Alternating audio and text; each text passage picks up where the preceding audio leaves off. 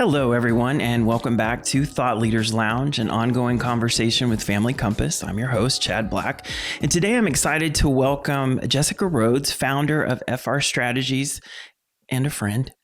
So we're glad to have you. Hi, Jessica. Hi. How you doing? Much. I'm good. How are you? Thanks for having me. I'm doing great. I'm so glad we could make this happen. Me too. For you to come. So want to talk about all things Jessica, all things FR Strategies, which I can give you a personal plug. They're amazing, incredible. We'll talk about that later. But you have a lot of nonprofit experience. What's your journey been like up to this point? Oh gosh, my nonprofit journey started way back when I was in grade school and high school. You know, always doing service projects. Mm-hmm. I was a Girl Scout. And so that was my grade school, you know, always serving your community. And then in high school, joined all the clubs, which eventually had me finding myself interning at the Make-A-Wish Foundation when I was in college. Okay. Had big dreams. I was going to move to New York. Mm-hmm. I was going to work for a PR agency with my, communications degree. Of course. Well, guess what? That didn't happen. No, New York. I got into nonprofit. And never left. And here you are. And here I am now. That's how it works, folks. Many years later, I won't date myself too much, but yeah. So I volunteered, interned, and then now I've made it a career. That's wonderful. So, what are some of the? Was Make-A-Wish the one place that you worked, or did you have a couple of different places that you? So I interned at a couple different places, but Make-A-Wish was my career. I spent about 10 years working in various roles. Wow. I started at the very, very bottom and eventually found myself managing multiple offices across the state of Texas and fundraising in 7 different markets in Texas. Crazy. So one of them was Amarillo, isn't that right? Yes, sir. Which is where I'm from. I love a good visit to the Panhandle. I mean, who doesn't? I mean, seriously. It's incredible. I never made it through the big text, the challenge at the steakhouse, or what is it, 62 ounce or something absurd. I can't remember the ounce. It's just more meat than anyone should really consume at once, or maybe in a lifetime. I don't know. But next time you're up there, you should give it a whirl. Yeah, I'll try again. At least go out there and see someone. I love a good challenge. I know. Right? Well, I love that. So what kind of led you to start your own business? So I'd always thought that I would want to do something on my own. Mm-hmm. And then, life happens. I got married. I had my son and, just started to say, like, the universe was just screaming at me. Now's the time. You need to do it now. Do it, Jessica. Because traveling, and I mentioned I was managing several different markets. Right. And so traveling and daycare not having an overnight option. Yeah. And, getting stuck in El Paso or Midland, just not that feasible. Mm-hmm. So I decided, you know what? Now's the time. I'm going to try it. And I did. Yeah. And that was more than 5 years ago. Which is incredible. And that you're still here going very strong, even through a pandemic, which I can't believe was 4 years ago. Because, start a business focused on community relationships and fundraising and events in 2019. That's when I found it. Right after. So founded my company, was like year one. Awesome. January 2020. I made it a year. Hello. And March 13th, 2020. Oh. Yeah. So then the adventure just kind of continued. Yeah, for sure. But I'm still here. What was that like, though? I mean, how did you kind of have to shift with the work that you're doing is so outward? What was that like? It was wild, but we did it. Like anything in nonprofit, there's always something that's not going to go right. You have few resources. You're having to think on your toes. You're having to figure out what to do next. And I got to do that alongside my clients, which was great because really nobody knew what they were doing. No. So we just came together and said, what are we going to do? What can we do?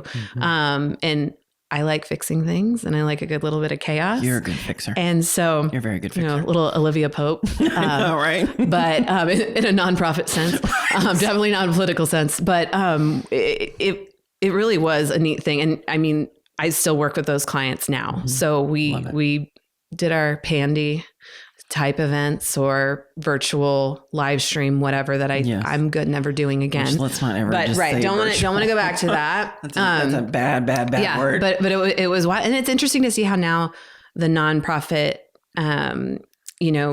environment is post-pandemic and how positions were changed, how staffing changed, and now what my businesses look like. Yeah.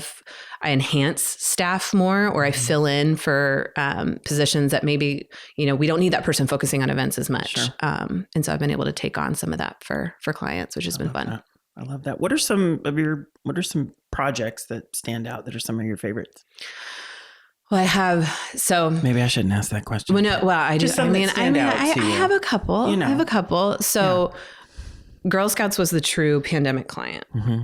They came on in 2020 and it was like, we're going to have this event. It's going to be great. We start planning it. And then it was very apparent this isn't a 2-week shutdown thing. Right. So we planned a different event every year since, because we had to phase it back in, and then the event grew so large, we changed venue. So there's just been a bunch of different versions. So it's been really fun to see how they've grown and how we were able to work together in the various environments that were presented to us. But I also have another client that I started with. They'd been open a year when I opened my business. Oh, wow. And so getting to see them grow from these small events and even just like a small fundraising portfolio to a much more complex organization. Their budget's just now over $1 million this year. And so seeing that growth and being a part of that stair step is great. Incredible. Yeah. So, that's incredible in 5 years with all of that in between. That's awesome. Thrown in the pandemic as well. But again, just seeing how people are resilient in the face of what happens, and then getting to go alongside clients to say like, it's fine.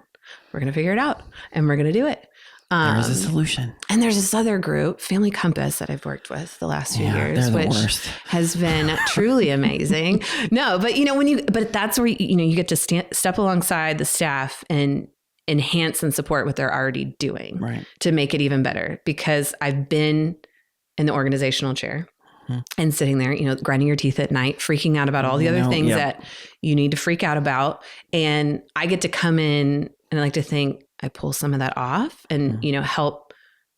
Most people that know me personally won't say I'm a calming force, but in a work scenario, clients say like, you helped us, you helped bring organization to it. You helped bring, so that way we weren't unnecessarily worried or stressed out, and we could focus on what was important. And that's my goal.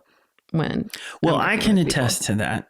And thank you for including us in that. But I can say, so I think this was 2022. I think it was. It was. We were probably a month, maybe 2 out from our annual luncheon that we do every April, and just found ourselves in a kind of a pickle. And Jessica was referred to me, so that tells you right there, people love her work. And you literally, I'm not just saying this because you're here, but you literally came in and saved us. I don't know what I would have done had you not been there, and really helped us have such a fantastic, successful event that it just would have been very, very different had you not been alongside us. So just want to say a personal thank you. That's very kind of you to say that. And this is just my testament, my testimony saying, yes, she's wonderful. Well, thank you. Yes, work with them. They're fantastic. But it also takes a wonderful client. It takes two. Well, that's true. That's true. And you listen, which is half the battle. Okay. I need you to say that one more time because I'm told otherwise. You took the advice, you follow my timeline, I like things on time. And these are the things that need to happen to get where we want to go. And teamwork makes the dream work. So and there we go. And this is what this past April was, I think, our third year working together, which is insane. I know. I hope we have many, many more. Me too. So you're fabulous. Now for a message from FR Strategies.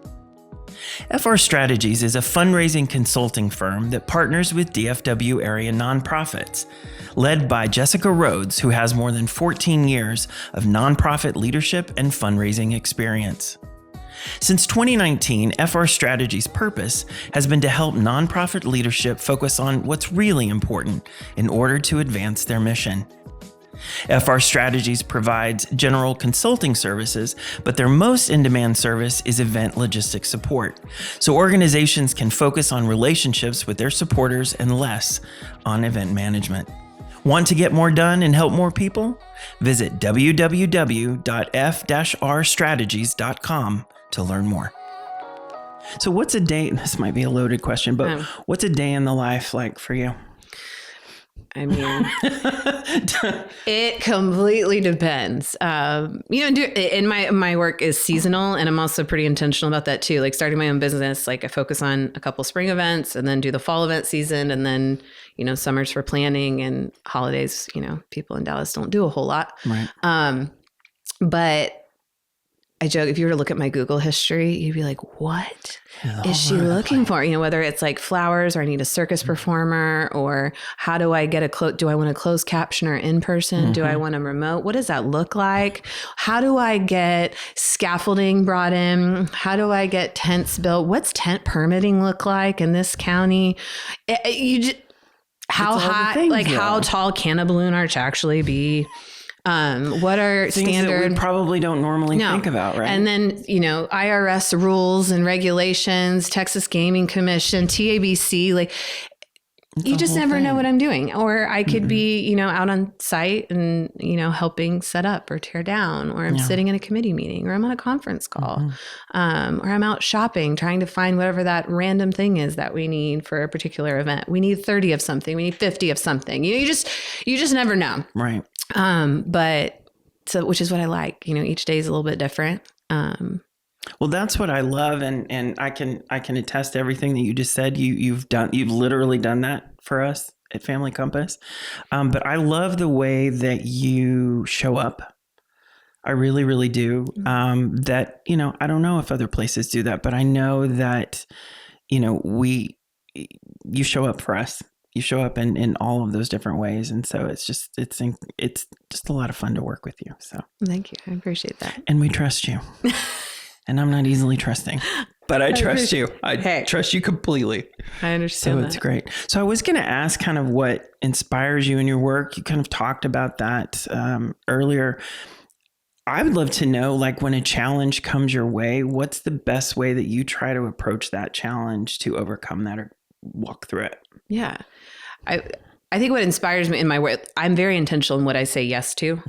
I want to work on projects and causes that do inspire me, that the work is motivating, because it is hard, and you do come across challenges, and there are the late nights and, okay, we didn't expect this. What are we going to do? So the first thing I look at is, what can we control?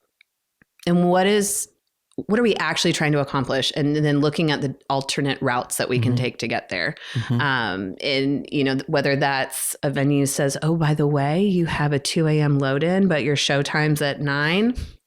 Okay. All right. Well, good thing I've had kids and I can pull all-nighters. Here we go. Let's get some coffee. Right. But, just really saying like, okay, let's look at what we can control, what we can't, and how are we going to get as close to the end version of this that we originally envisioned. And just stay calm. It's not the end of the world. We're not doing brain surgery. No. We're doing important work, and we're raising money, and we're doing those things, and we're connecting people to work and missions that are important. But let's just take a beat. Most everything's fixable. Most things. Right? Yeah. So absolutely. But that's one thing I can say. Just again, I'm talking so much today from a personal note, which is why I'm so glad you came to be with us today, is because I've worked with you. What you bring to the table works. It's helped us tremendously. And that's what I love so much, is that you're down in the trenches with your clients. You're there at 2 a.m. if needed to get whatever needs to be done to get it done. And I'm really grateful for that, because again, it's nice to have that partnership out there. So again, just thanks for everything that you do. I'm so happy for you, so proud of you and how far you've come in this work, and wishing you many, many, many more years to come. Well, thank you. I appreciate it. Thanks for being here today. I appreciate it. Thanks for having me. I enjoyed it. Absolutely.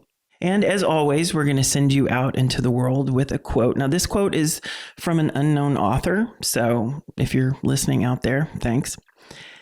So today's quote says, "Family is family, whether it's the one you start out with, the one you end up with, or the family you gain along the way." I love that. Thanks for joining us for this episode of Thought Leaders Lounge. Stay tuned for our special season finale episode coming out soon. Subscribe to Thought Leaders Lounge on Spotify, Apple Music, YouTube, or wherever you get your podcasts. Find the latest agency updates on social media. We're on Facebook, LinkedIn, and Instagram, all at Family Compass. See you next time.